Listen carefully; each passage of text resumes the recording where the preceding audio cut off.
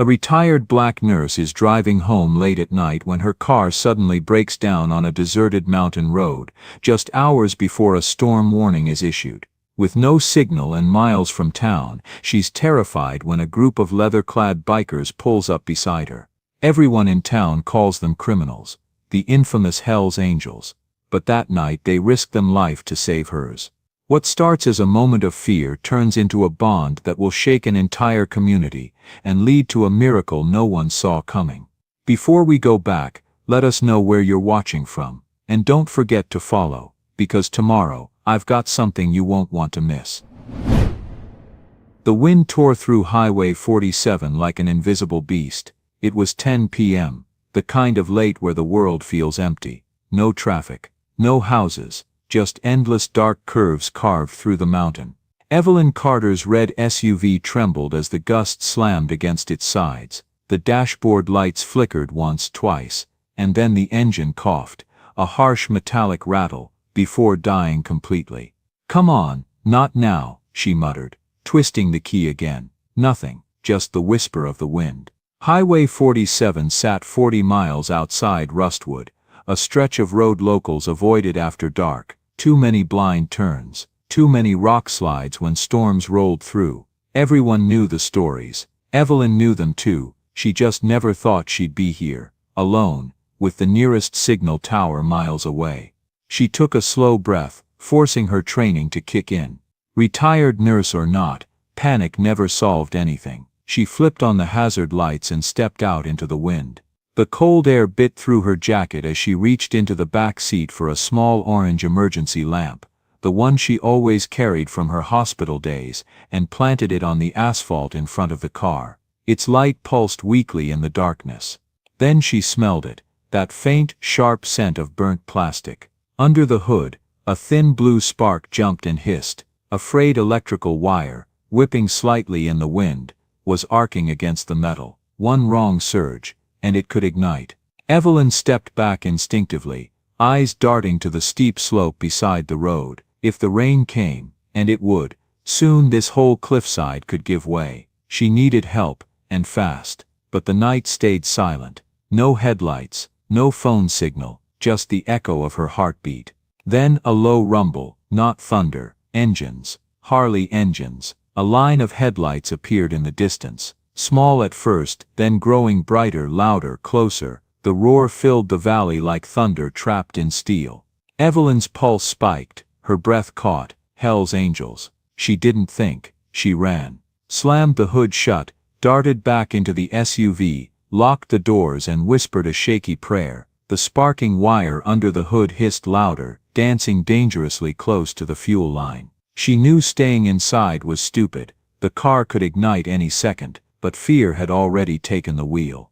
The convoy slowed, engines growled, then one by one fell silent. The lead rider dismounted, tall, thick-built leather jacket creaking in the wind. His beard was streaked with silver, his eyes hidden under the shadow of his helmet. His vest read, Hell's Angels, Rustwood Chapter. He walked straight toward her car. The cracked asphalt crunched under heavy boots. Tattoos snaked up his neck and disappeared under his collar. His face looked carved from trouble, hard lines, a scar down his cheek, the kind of man any sensible person would lock their doors against. He stopped beside her window and knocked twice, the sound sharp and deliberate. "Lady," he called out over the wind, voice rough as gravel, "you got smoke and sparks under there. You planning to let the thing blow or what?"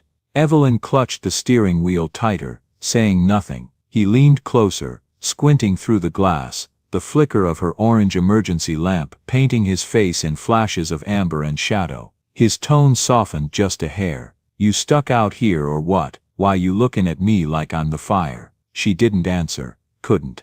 Because in that moment, between the smoke, the silence and that scarred man staring in, she truly didn't know if the danger outside was worse than the one she'd just locked herself in with.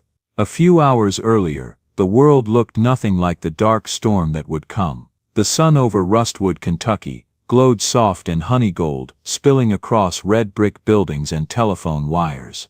The town itself was small, one main street, a handful of shops, the faint smell of biscuits and motor oil in the air. Inside Rustwood Memorial Hospital, the fluorescent lights hummed softly, and Evelyn Carter was finishing her volunteer shift. At 59, she carried herself with the calm precision of a woman who had spent a lifetime holding things together, broad-shouldered, straight-backed, with kind eyes that seemed to see through worry. Her silver-streaked hair was pulled neatly into a low bun. The hem of her pale blue cardigan brushed against her knees as she moved between patients. Her skin, warm and mahogany under the harsh hospital light, made her stand out in a town where most faces still turned curious when she walked by, though she never let it bother her. "See you Thursday, Miss Carter," a young nurse called as Evelyn closed a cabinet. She turned, smiling. "Don't forget to label the saline this time, dear." Her voice, gentle, warm, unhurried, carried the authority of someone who had taught, healed, and comforted people her entire life.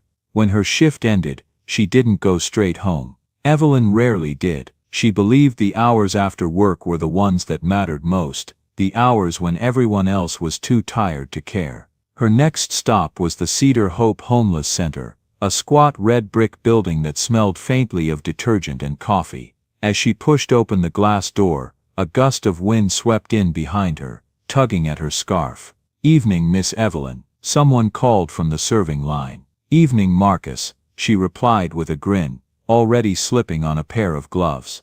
She spent the next hour ladling soup, passing out bread, and kneeling to tie a child's shoelaces when his mother's hands were too full. Her wrists ached a little, but she didn't mind. She always said helping people was the only thing that made her feel young again. When the line grew shorter, she sat briefly at the end of the table beside an old man in a wool hat. She slipped him an extra roll. For later, she whispered. He smiled a toothless grin. "You still the nurse lady?" "Always," she said. "I just retired from the paycheck, not the job." By the time she left Cedar Hope, the sun had dropped low enough to paint the windows orange. Evelyn checked her watch. She still had one stop left. She always did. The Magnolia Haven nursing home stood at the edge of town, where the paved streets turned to gravel and the scent of pine thickened. Its sign, chipped but clean, creaked softly in the wind. Inside, everything smelled faintly of lemon polish and warm blankets. Mr. Watkins, her favorite patient, was waiting in his wheelchair by the big window, the one that faced the mountains. "There she is," he said, his voice papery but cheerful. "Thought you forgot about me." Evelyn chuckled, setting her purse down. "You know I can't leave without hearing your Navy stories." They talked for almost an hour, about his wife, long gone, about the sea he missed, about how the world had gotten too loud. She listened more than she spoke, her eyes soft, her hand resting on his frail one when the memories caught in his throat. When she finally stood to go, dusk had already rolled in. The first edges of clouds were gathering on the horizon, turning the light gray violet. She felt the chill through her cardigan.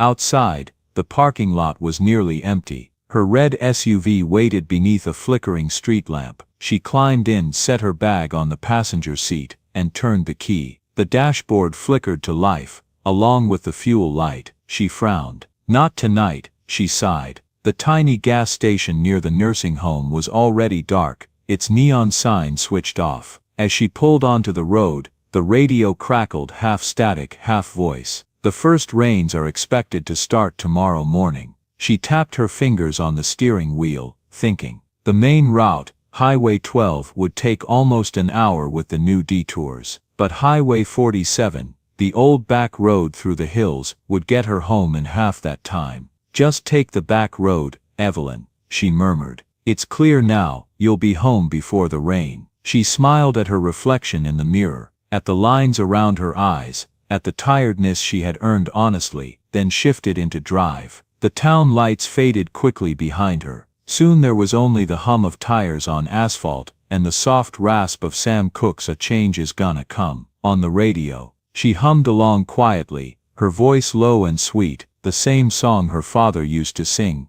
on long drives when the world was harder than it should have been. She didn't notice how the wind was rising. Out the windshield, the mountains stood like black shapes against a bruised purple sky. Tree branches swayed in warning, and somewhere far off, thunder rolled, distant, low, like the earth clearing its throat. Evelyn didn't worry, she'd seen worse storms in her lifetime. But as she drove deeper into the hills, the signal on her phone flickered and died. The road narrowed, the air grew colder, and though she didn't know it yet, the decision to take Highway 47, a choice made out of habit, fatigue, and a little misplaced confidence, would lead her straight into the night that would change everything. The wind screamed down the mountain road, howling through the pines like a warning no one could quite hear. Dust spiraled across the asphalt, and Evelyn Carter's small red SUV sat trembling under the onslaught, its hazard lights flashing helplessly against the dark. A thin coil of gray smoke rose from beneath the hood, faint at first,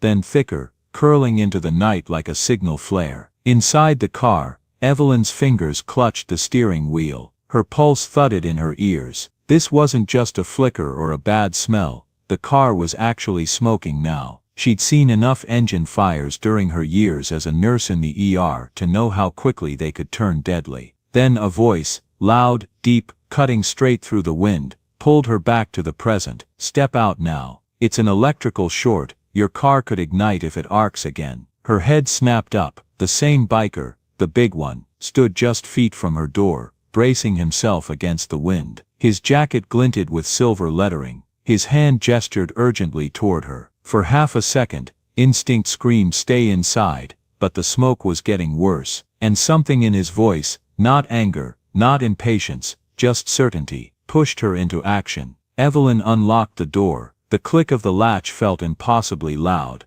When she opened it, the wind slammed it back against her leg, nearly knocking her off balance. She stumbled, catching herself on the frame. Before she could even steady her footing, the man was there, closing the space between them in 3 long strides. He didn't grab her, didn't shout again. Instead, he shrugged off his heavy leather jacket and draped it over her shoulders, firm but careful, the way a father might protect a child from the cold. Here, he said quietly, his voice rough but low. You'll freeze out here, ma'am. The warmth of the jacket hit her immediately, thick-lined, smelling faintly of smoke and pine and rain. It was the first moment all night she'd felt something other than fear. Then he turned toward the hood. Step back a few feet, he said. If that wire spits again, it'll throw sparks. I don't want you near it. He glanced toward his crew. Toby, keep the light steady. Brent, block the wind for her. The younger biker, Toby, maybe mid-20s, quick-eyed and lean, grabbed a flashlight and a small extinguisher from his pack. Another, Brent,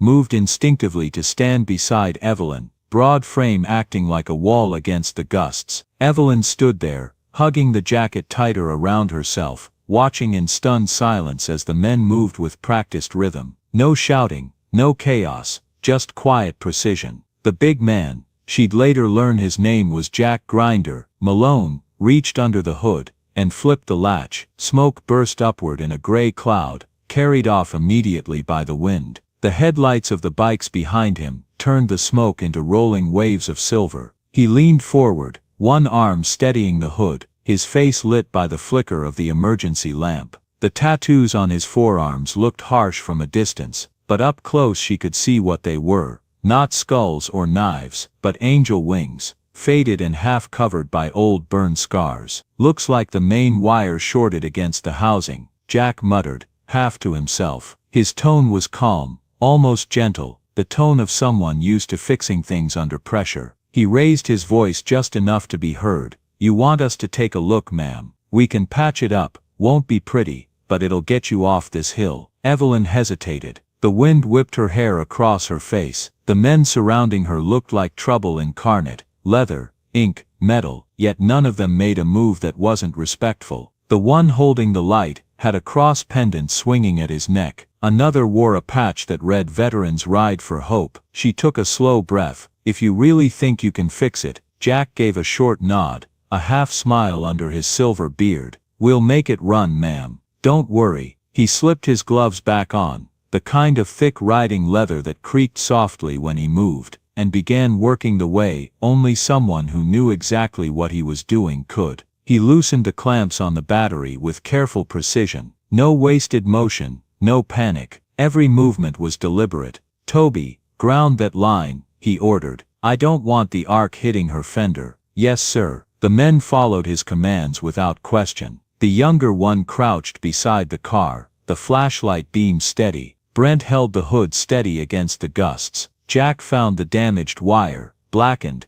frayed, its copper core exposed, and pulled it free of the hot housing. "There you are," he said quietly, like a doctor finding a wound. He unhooked a roll of electrical tape from his belt, and began wrapping the wire in tight, overlapping loops. Each motion was quick, sure, precise. Evelyn couldn't take her eyes off him. Everything about the man said rough, but his hands moved with care, steady, respectful, unhurried. She'd seen surgeons with worse bedside manners. The wind howled again, snapping branches overhead. Someone's flashlight flickered, then steadied. The group worked like they were built for this, the kind of teamwork that came not from training, but from trust. Finally, Jack tightened the last loop of tape and stepped back, wiping his brow with the back of his glove. "All right," he said, lowering the hood with a firm, careful thunk. "Try it now." Evelyn blinked, realizing she'd been holding her breath. She climbed back into the driver's seat, heart pounding. Her hands shook as she turned the key. The engine sputtered once, twice, then roared to life. For a moment, all she could do was stare at the dashboard, the hum of the motor steady and sure. Relief washed over her so hard it almost felt like tears. She looked up. Jack was standing there, arms folded, the faintest smile tugging at one corner of his mouth. "See, told you she'd start," he said. Evelyn exhaled shakily, laughing under her breath. "I can't believe it, thank you. I didn't think anyone would even stop." Jack tilted his head toward the horizon, where the dark clouds were gathering fast. The first low rumble of thunder rolled across the valley. "Storm's coming quicker than they said," he murmured. Then louder, "You can't stay out here. If the rain hits, this hill's gonna slide clean off the edge." He turned to his men. "We're taking her down to my place before it starts." Toby nodded, already packing the tools. Brent secured the hood. Evelyn hesitated. Her instincts still tugged at her. Every warning she'd ever been told about strange men and dark roads. But the way they moved, the way he'd given her his jacket without a second thought, had cracked something in that fear. "Are you sure?" she asked, her voice small but steady. "I don't want to trouble you." Jack gave a quiet, reassuring nod. "No trouble at all, safer than the alternative." He looked up the mountain, then back at her. "Rain like this, that slope's not gonna hold, trust me." Another gust of wind tore down the road, carrying the scent of wet pine and dust. The horizon flashed once with distant lightning. Evelyn clutched the jacket tighter, feeling its warmth. She nodded. "All right." Jack's expression softened, just a little. "Good, stay close behind me." He gave a short whistle, sharp and clear, and his crew moved instantly. Engines roared to life, headlights slicing through the dark. Jack swung onto his Harley, the chrome reflecting the flicker of her emergency lamp. He looked back once, gave her a small nod, then rolled forward. Evelyn followed, her SUV trailing behind the convoy of roaring bikes, their taillights glowing red like embers in the wind. For the first time that night, she didn't feel stranded. She felt watched over, and as the first drops of rain began to fall against the windshield, Evelyn found herself whispering under her breath, half in awe, half in disbelief, "Hell's angels, maybe not the hell part after all." The ride down the mountain felt longer than it should have. The convoy of bikes led the way, their red taillights glowing like embers in the dark. Evelyn followed close behind, gripping the wheel as the wind howled through the trees. Every few seconds, lightning flickered somewhere far off, the kind that never quite made it to thunder. After 10 winding minutes, the road widened into a small clearing tucked between tall pines. A single cabin sat there, low-roofed, wooden, with a crooked porch and a faint golden glow seeping through its windows. Jack pulled his Harley up beside the porch and cut the engine. One by one, the others followed suit, until the night fell back into silence. The sudden quiet felt almost sacred after the chaos of the storm. Evelyn parked her SUV behind them. When she stepped out, the smell of pine, damp earth and motor oil filled the air. It wasn't unpleasant, it was honest, real. "This way," Jack said, his deep voice carrying easily through the wind. She followed him up the creaking porch steps. The boards groaned under her shoes, the sound oddly comforting. The wind clawed at the porch as Jack pushed the door open, the hinges giving a low, tired groan. Warm lamplight spilled through the crack like a promise. He stepped aside, one big hand on the frame. "Welcome to Casa Chaos," he said, his tone halfway between humor and apology. "Don't mind the name, it earned it fair and square." Evelyn hesitated only a second before stepping in. The warmth hit her first, a soft wave of wood smoke, cocoa powder, and the clean resin scent of cedar. After the raw bite of the mountain wind,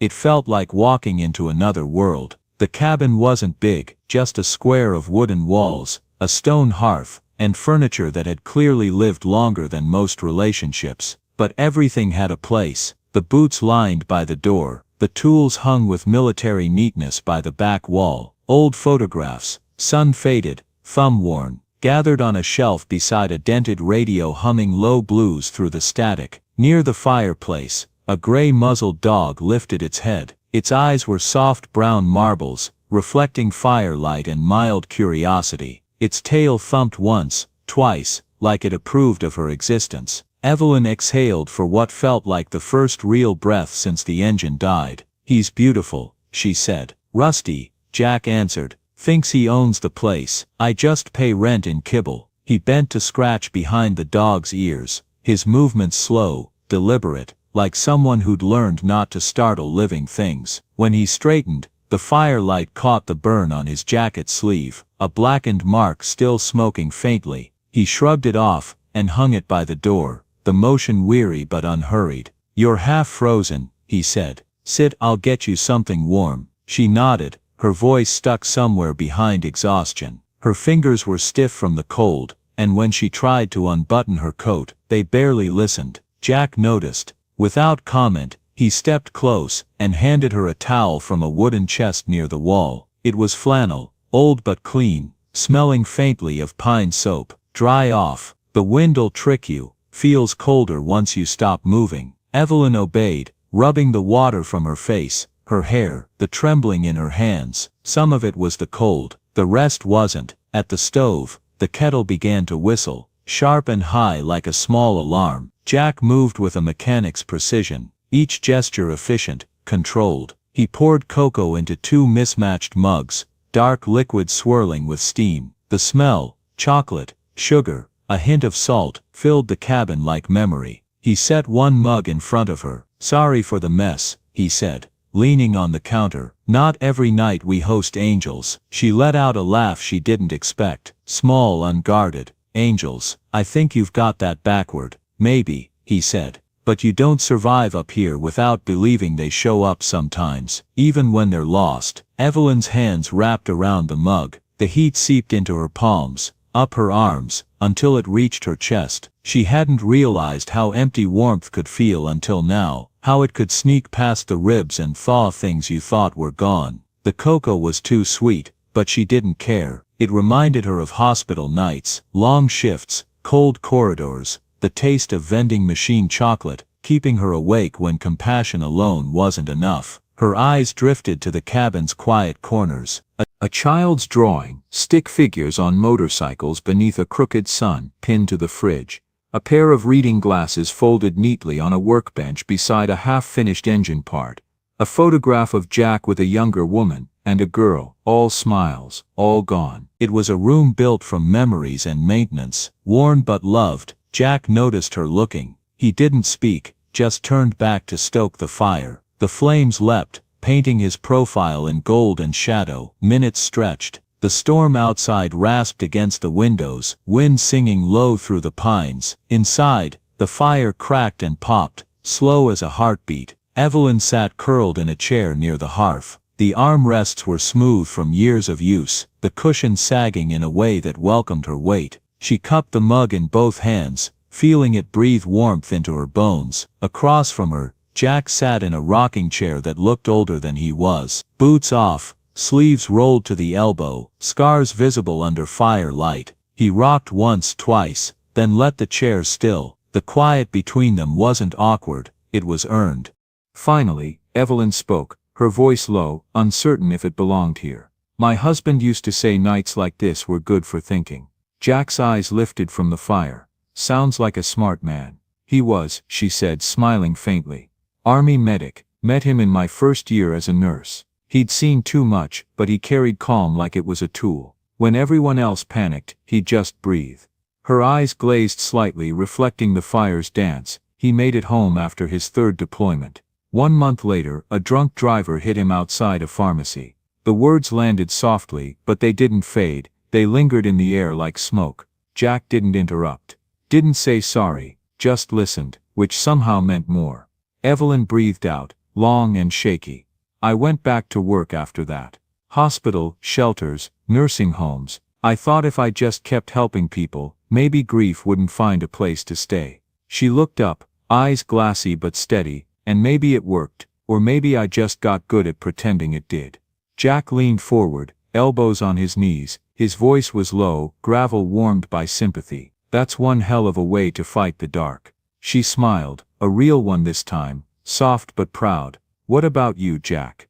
You don't seem like the kind of man who hides from storms. He chuckled, almost to himself.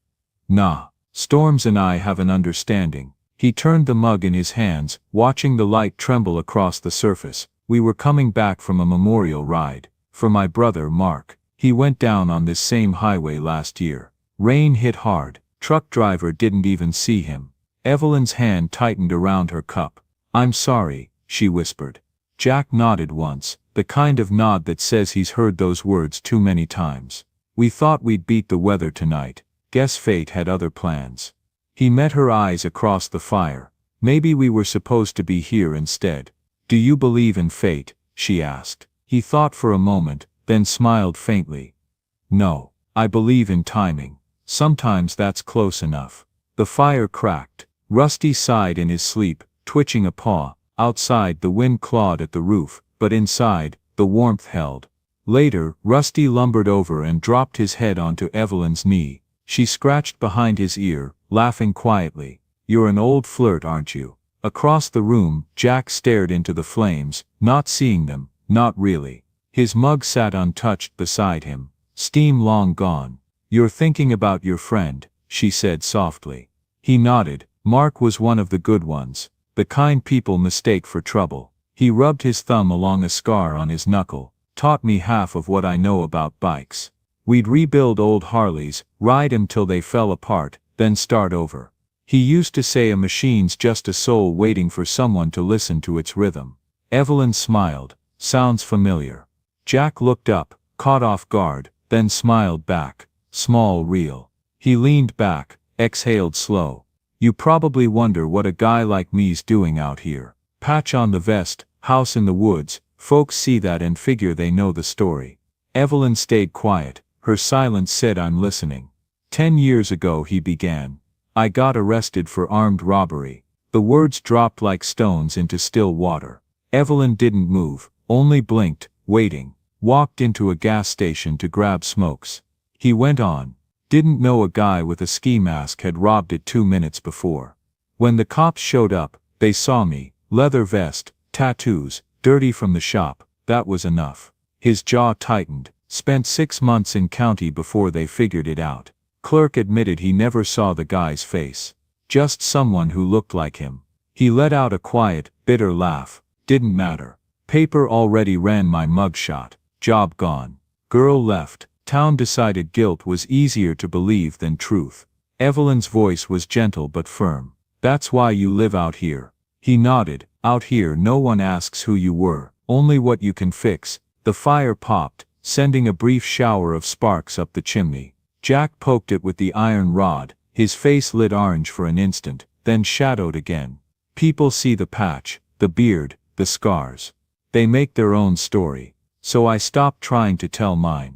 The silence stretched again, not empty, but full of things neither knew how to say. Finally Evelyn asked, you ever think about leaving? Starting over somewhere new? He shook his head. Rustwood's home, even if home don't always want you back. A small grin ghosted across his mouth. Besides, I got my crew. They're rough, but they're family.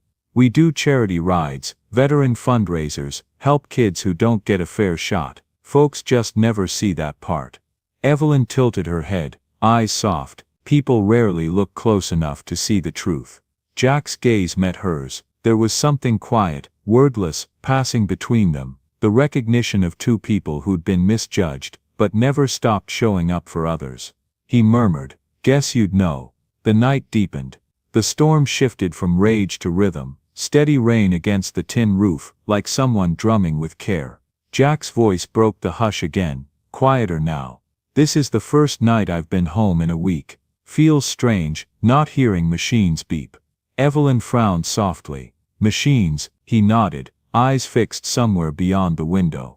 "At the hospital, pediatric wing." He rubbed his beard, sighed. "My daughter's been there almost a year."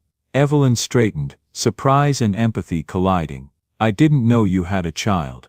"Amber," he said, and the name came out like a prayer.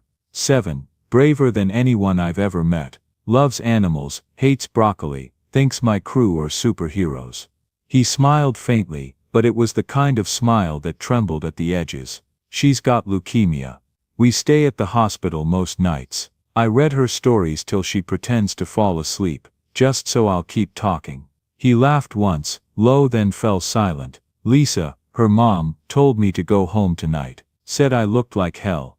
Guess she wasn't wrong. Evelyn felt her throat tighten. She'd seen that kind of exhaustion before. The slow bleed of hope that never fully dies.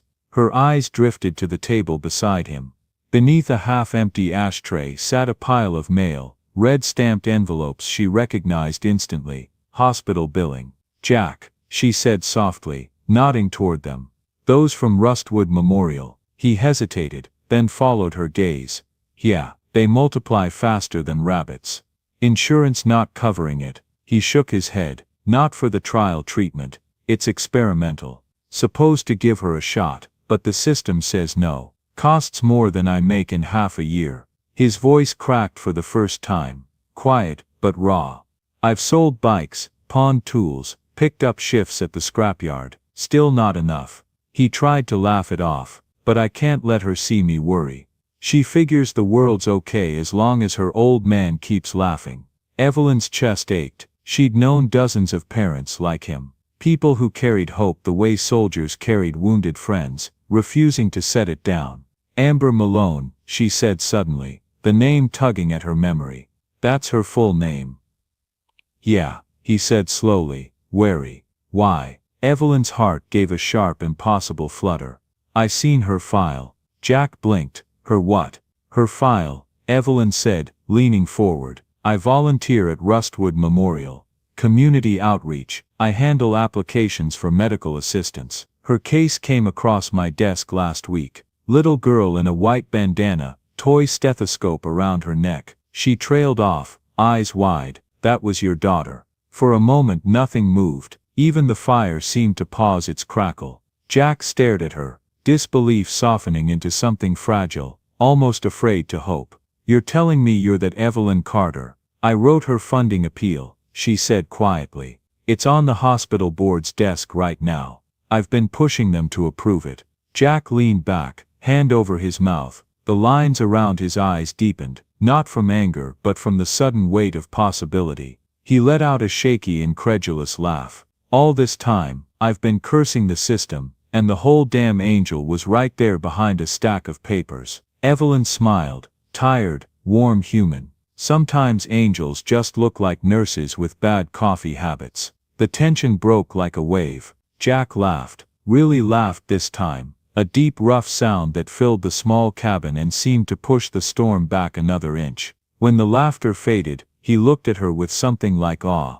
"Maybe I was supposed to take Highway 47 tonight after all." Evelyn met his eyes. The firelight made them look younger, or maybe just less guarded. "Maybe we both were," she said. For a long moment, neither spoke. The world outside went on. Wind in the trees, rain on the roof, the whisper of a dog's snore by the hearth. But inside, there was only quiet understanding. Two people who had walked through different kinds of storms, now sitting in the calm that comes after them. Not saved, not fixed, but seen. Jack stood at last, and fed another log to the fire. "You should rest," he said gently. "Weather's gonna howl till morning." Evelyn nodded, her gaze lingering on him. On the tired man who'd looked like danger under lightning, but turned out to be grace in leather. "Thank you," she said.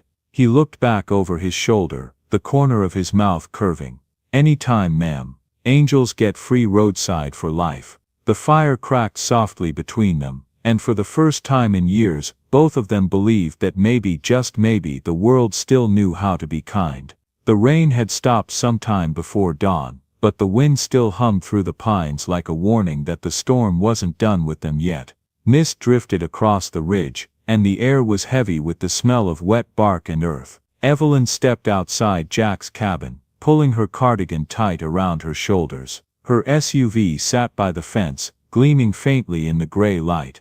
The engine purred when she turned the key, steady, strong, as if nothing had ever gone wrong. She looked toward Jack. He stood by the porch, one hand resting on Rusty's head, the other holding a mug of black coffee. His leather jacket hung on a nail, still dripping from the night before. Beneath his rough exterior, his eyes looked exhausted, but alive. "You sure you'll be all right getting back?" he asked. Evelyn nodded. "You've done more than enough." Jack gave a small shrug. "Wasn't just me, the boys know what they're doing. You'd be surprised how often people break down on that stretch." Evelyn managed a smile. Still, not everyone would have stopped. He looked at her then, not smiling, but softer. "You'd be surprised about that too." She hesitated.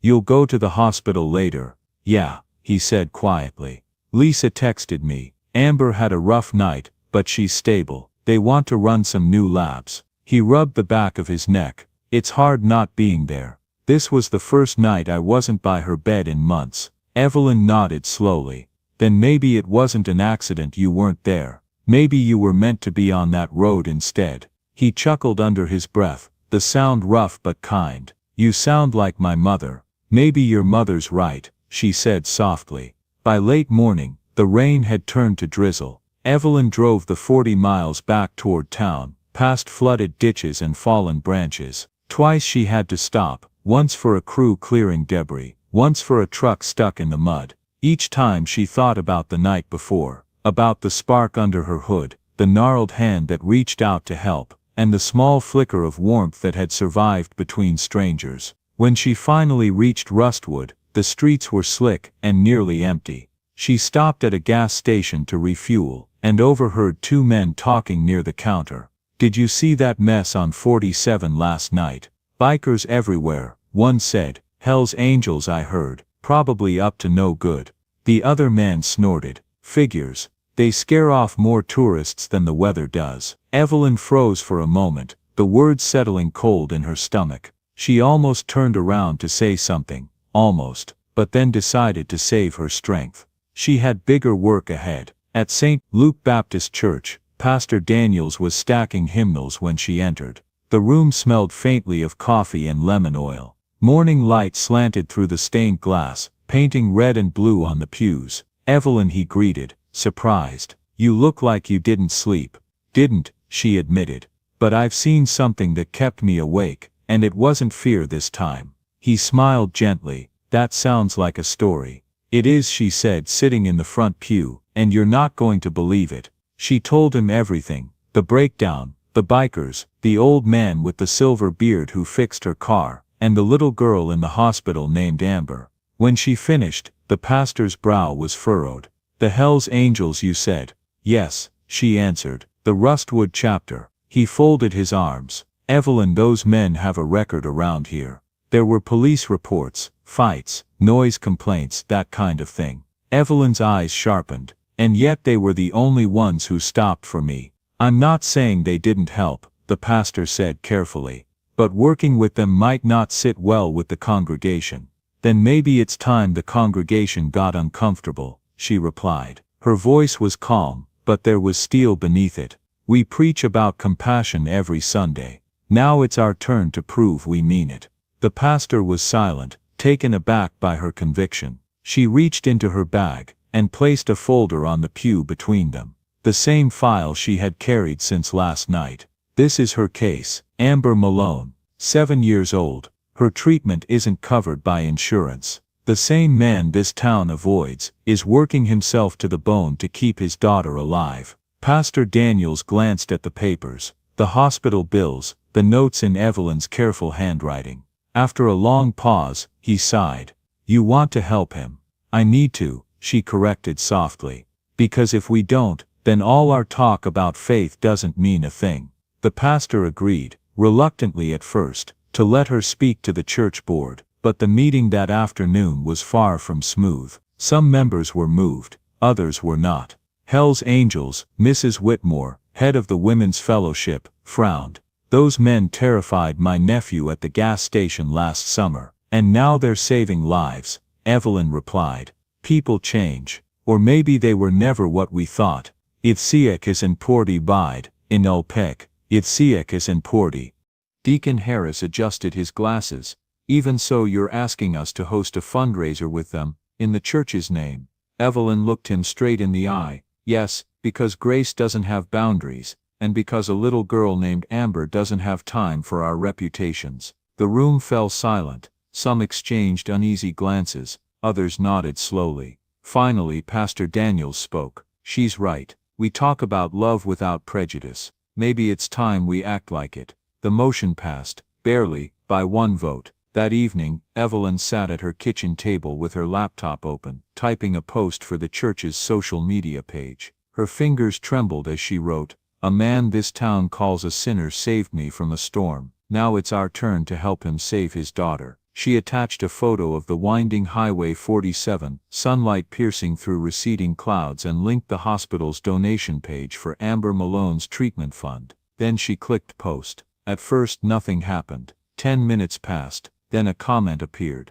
then another, from a biker group in Cedar County pledging $500, but not all were kind. Church money for criminals. One person wrote, "Next thing you know she'll be riding with them." Evelyn read every word, jaw tight but steady. She didn't delete the comments. She just whispered, "Lord, let the good ones speak louder." By midnight they did. The post had been shared over 100 times. The Rustwood Chronicle picked it up, running a headline the next morning: Highway Angels save retired nurse before the storm. Now she's returning the favor. Within 24 hours, local radio hosts were talking about it. Donations started coming in. A nearby biker chapter offered to provide food and music for a fundraiser. A veterans club pledged matching funds. Even Mrs. Whitmore showed up at Evelyn's door the next morning, with a tray of cookies and a quiet apology. "Guess maybe I judged too quick," she said. Evelyn smiled, tired but bright.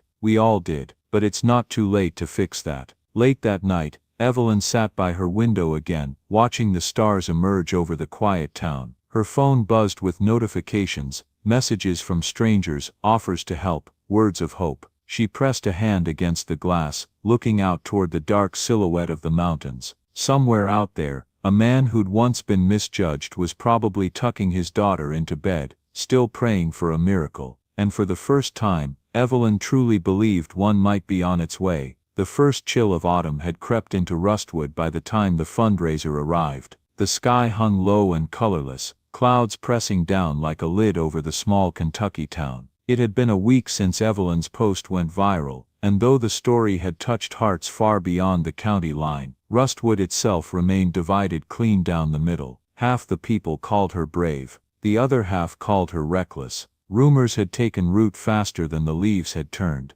In coffee shops and church basements, people murmured over foam cups and folded arms. Evelyn Carter's lost her mind, working with those bikers. She's defending criminals now. She means well, bless her heart, but those men are trouble, always have been. Evelyn heard pieces of it every day, at the grocery store, at the pharmacy, even outside church where Mrs. Whitmore's smile had turned as thin as communion wafers. Yet she didn't cancel. That morning, she stood in her kitchen staring at the volunteer list on her phone, watching names she'd trusted disappear one by one. Half the church ladies had backed out. The choir refused to sing if the fundraiser was held at the clubhouse. The printer jammed when she tried to reprint the donation sheets. Even her car hesitated to start, coughing like it shared the town's doubts. But Evelyn Carter had worked through storms before, just not the kind made of whispers. "Storms don't stop because you're scared," she whispered to herself, tightening her scarf. By late afternoon, she arrived at the Hells Angels clubhouse, with a box of homemade peach cobblers and a folder of pledges clutched to her chest. The wind smelled of rain-soaked dirt and charcoal smoke, The bikers had already fired up the grills, their laughter trying to fill a silence that still felt too wide.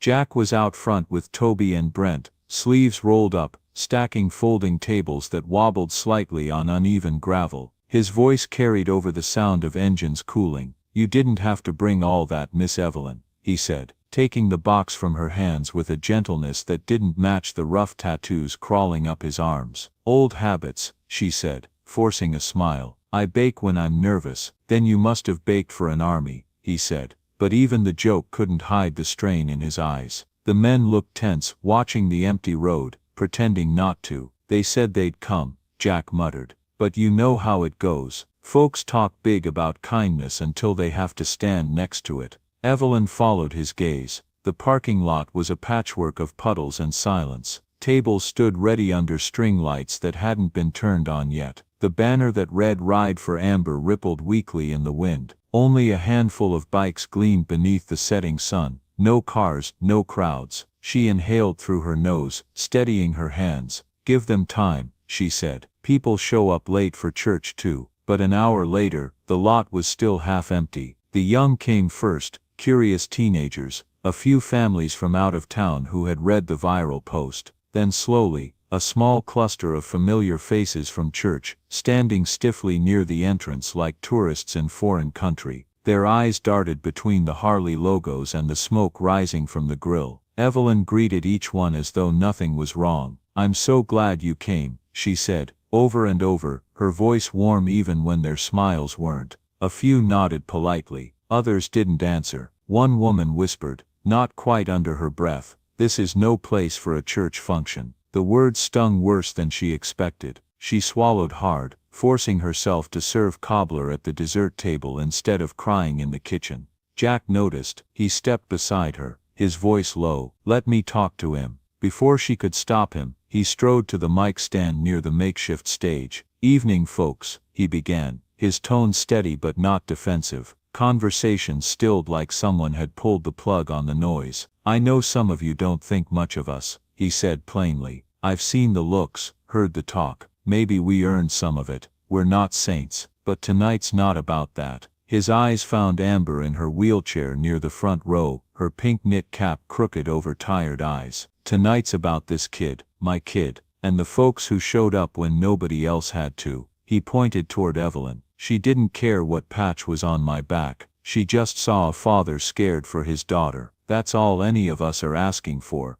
a fair look." The silence that followed was deep enough to hear the rain starting again, faint but steady, then a slow clap from the back, then another, until the tension loosened, and the music picked up again. The choir joined tentatively, their soft gospel harmonies weaving into the country chords. For a moment things felt right, but it didn't last. Midway through the next song, a commotion broke near the entrance. 2 police cruisers had pulled up, lights flashing blue against the wet ground. 2 officers stepped out, talking to Brent near the gate. Evelyn's stomach dropped. "No," she whispered. Jack wiped his hands on a rag and walked toward them. "Evening, officers," he said. "You here to grab a plate, or to shut down a charity event for a sick kid?" Officer Brooks, broad-shouldered, sharp-jawed, looked unimpressed. "You're still on probation, Malone. You know the rules." "Probation ended 2 years ago," Jack said, voice even but tight. "And this is a permitted event.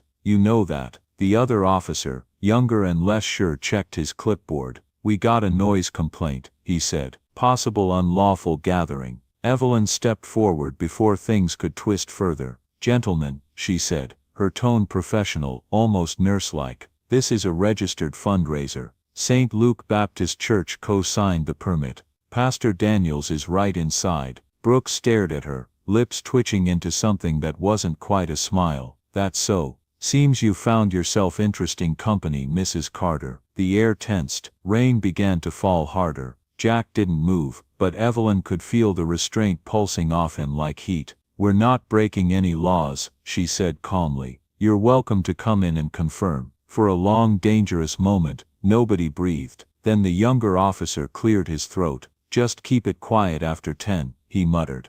Brooks hesitated, then turned away. The cruisers rolled off, tires hissing through puddles, but the damage lingered. Whispers spread. Some guests slipped out quietly, murmuring excuses. A few church ladies huddled near the door, whispering about bad influences. Evelyn's throat burned. She went back inside, trying to smile as she refilled coffee cups, but her hands shook so much she spilled twice. Jack returned to the grill without a word. The band played louder, as if defying the tension. For the next hour, she worked like a woman trying to hold back the tide, greeting guests, steadying her voice, convincing them to stay. Slowly the mood began to shift again. Kids laughed near the dessert table. The smell of ribs softened the air. When the choir finally sang Leaning on the Everlasting Arms, the bikers hummed along. Something fragile but real began to form. Then halfway through the raffle, the power went out. The entire hall plunged into darkness. A gasp rolled through the room. Someone dropped a plate. The wind howled outside, blowing the rain sideways. Evelyn froze, heart pounding. "Stay calm," she called out. "Just a fuse." Jack grabbed a flashlight, shouting to his crew. "Generators in the back. Brent, Toby, go." But minutes dragged. The generators sputtered, then died. The crowd's unease thickened into fear. "This is what happens when you trust them," someone muttered loudly. Evelyn turned, catching the speaker. Mr. Harris from the church board, his face pale in the dim glow of phone screens. "That's enough," she said quietly. "You don't get to question people who are trying to help." "Help," he snapped. "You brought the church into a biker den, and now," Jack's voice cut through, "power's back." The lights flickered, then held. A collective sigh swept the room. But Evelyn could still feel the sting of those words. She walked outside for air, her breath steaming in the cold. The rain had slowed to a drizzle. From behind her Jack followed, holding 2 mugs of coffee. "You okay?" he asked. She nodded, though her shoulders sagged. "They hate me for this." "Nah," he said softly. "They just don't know you yet." He handed her a mug. "Give 'em time. Folks come around slower than engines in winter." She almost laughed, but it came out as a sigh. Through the open door behind them, she could hear the faint sound of Amber's giggle. Pure, bright, cutting through the noise like a bell. It reminded Evelyn why she was here. "Let's finish strong," she said, squaring her shoulders. Inside, she took the stage. Her heart hammered, but her voice was steady. "When I broke down on Highway 47, she began, I thought I was alone. I was terrified. Then a stranger, someone this town has judged for years, pulled over and saved my life. Tonight I ask you to see what I saw, a good man doing what's right, even when the world refuses to see him that way." Her gaze found Jack in the crowd, standing behind Amber's wheelchair. "Sometimes angels wear leather and scars," she said softly. "And sometimes, Grace rides a Harley." Silence, then a single clap, another, and suddenly the room was alive with applause that shook the rafters. The band launched into Amazing Grace, the choir joining in without hesitation this time. Even Mr. Harris sang, his voice trembling. The donation jars filled until they overflowed. Local shop owners pledged matching funds. A truck driver pressed a $100 bill into Evelyn's palm, whispering, "For the little one." When Pastor Daniels finally stepped up to announce the total, $28,412, the room erupted. Jack knelt beside Amber, tears cutting clean lines through soot and sweat. "We did it, baby girl," he whispered. Evelyn turned away, blinking back her own. Later, when the guests drifted home and the lights dimmed, she stood outside in the cool air. The rain had stopped, leaving the world glistening. Jack joined her, holding a small box. Inside, lay the orange beacon she'd planted that night on Highway 47. "Thought you might want this back," he said. She shook her head. "You keep it. You were the one who answered it." He hesitated, then smiled. "You sure? It looks better next to your daughter's picture," she said. He nodded slowly. "Guess we both found what we were looking for out there." Evelyn looked toward the mountains, the road vanishing into mist. "Maybe that storm didn't come to break us," she said quietly. "Maybe it came to bring us together." And for the first time that night, she believed it. Because sometimes grace doesn't come through the church doors, it roars down the highway, headlights cutting through the dark, answering a call no one else dared to hear. Evelyn looked out toward the mountains, where the road disappeared into the trees. "Yeah," she said softly. Maybe that storm didn't come to break us. Maybe it came to bring us together. A year later, Rustwood looked the same on the surface, but underneath, everything had shifted. The wind still cut down from the ridge, bending the pines. The highway still wound through the same jagged cliffs, scarred from last spring's landslide. But for the people who had lived through that storm, nothing about it felt ordinary anymore. They still remembered that night, the storm, the biker, the retired nurse, whispered like a local legend. Now, the night angels came down Highway 47. Evelyn Carter, though, never felt like a legend. She was back to her routines, volunteering at Rustwood Memorial, spending her mornings at Cedar Hope Shelter, and writing grant letters in the evenings. But the attention hadn't all been kind. Some folks had called her brave. Others, especially at church, said she'd gone soft on sinners. One woman even refused her pie at the Sunday bake sale, muttering, "Helping bikers now, huh? Maybe next you'll be praying with outlaws." Evelyn had smiled politely, but it stung. She'd lost friends that year, but she'd gained something deeper, a conviction that compassion shouldn't have borders. By early autumn, she'd almost stopped visiting the clubhouse, not because she didn't want to, but because every time she went, the whispers started again. And yet when the letter came in the mail that morning, she knew she couldn't stay away. It was written in shaky handwriting on notebook paper. "Miss Evelyn, Daddy says I can walk across the stage next month. He says I'll be done with the last round of medicine soon. I want to show you something. Come visit us. Love, Amber." The drive up Highway 47 felt longer this time. Her SUV rattled over fresh asphalt. The landslide had wiped out part of the road last spring, forcing months of repairs. Halfway up the hill, rain began again, soft at first, then steady. She gripped the wheel tighter, headlights bouncing off slick pavement. As she rounded the bend, her breath caught. A construction crew had left barriers half toppled by the wind, blocking most of the lane. For a moment, she hesitated. The road looked half familiar, half foreign, just like the first night she met Jack. "Not again," she murmured, pressing the accelerator gently. But this time, the rain didn't frighten her. It felt almost like home.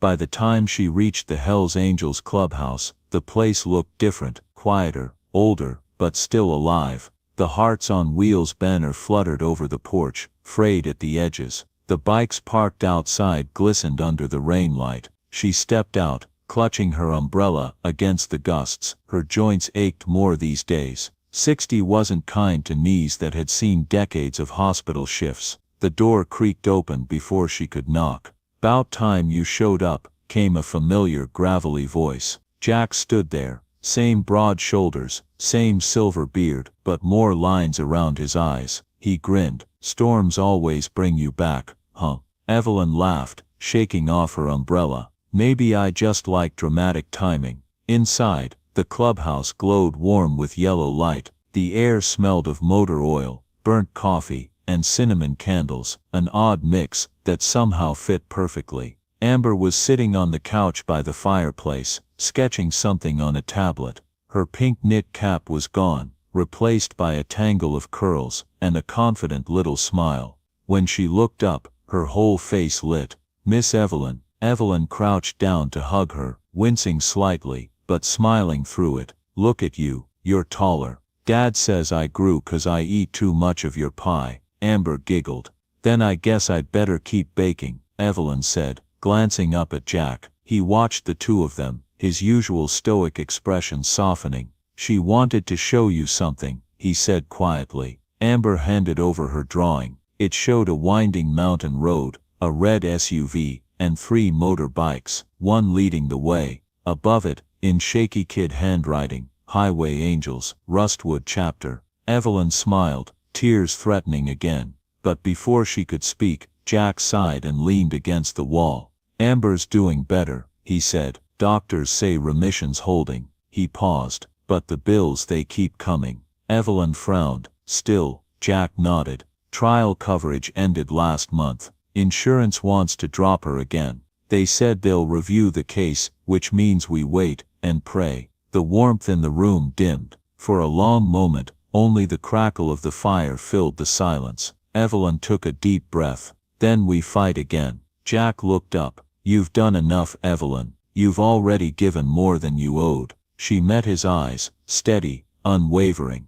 I didn't do it because I owed you, Jack. I did it because you stopped that night, because you didn't drive by, because someone like you proved someone like me wrong about the world. He blinked, jaw tightening, emotion flickering behind his tired smile. Outside, the rain turned heavier. Thunder rolled faintly in the distance, soft, not violent, like an old memory returning to say hello. Amber ran to the window. Look, she said. Across the field, an orange glow flickered, a small beacon light, left by the road. The power crew's leaving markers, Jack said absently. But Evelyn stepped closer, watching the light pulse through the mist. No, she whispered. That's the same kind of light I used that night. Jack looked over, still got the old one. Thought about keeping it running for her birthday, as a kind of promise. She turned to him. A promise. He nodded, that no matter how bad it gets, there's always a way home. A few weeks later, Evelyn stood on stage again, not at the clubhouse this time, but at Rustwood's annual town fair. The mayor had invited her to speak, but half the audience didn't know she'd come for something else. She wore the leather jacket Jack had given her. Honorary angel, Nurse Evelyn. The murmurs started instantly, some approving, some not. She smiled, took the microphone, and said simply, "When I see that little girl running around again, I don't see a miracle that happened overnight. I see a community that learned to stop judging who deserves grace." She looked out at the crowd. "I see a town that finally remembered how to help." There was no applause at first, just silence, the kind that holds meaning. Then Amber, sitting in the front row, started clapping. One by one, others joined in. Bikers, nurses, parents, even those who had once turned away. And when Jack lifted Amber onto his shoulders, her voice rang out clear.